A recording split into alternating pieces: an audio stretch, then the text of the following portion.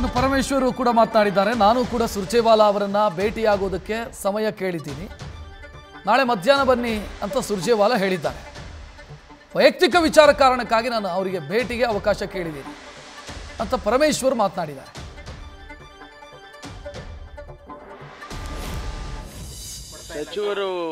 ಸಚಿವರದ್ದು ಗೊತ್ತಿಲ್ಲ ನನಗೆ.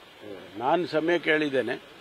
ನನಗೆ ಮಧ್ಯಾಹ್ನ ಸಾಯಂಕಾಲ ಯಾವಾಗ 1ನೇ ತಾರೀಕು 2ನೇ ತಾರೀಕು ಇರ್ತಾರಂತೆ. ಅವರು ಇರುವಾಗ ಮಾತಾಡೋದಕ್ಕೆ ನಂದು ಪರ್ಸನಲ್ಲು, ನಂದೇನು ಆ ಥರ ಏನಿಲ್ಲಪ್ಪ. ನಾನು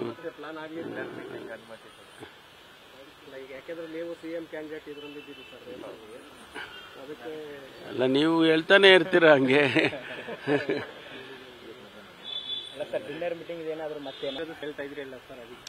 ಎಲ್ಲೋಗಿದ್ದಾರೆ ಅವರು?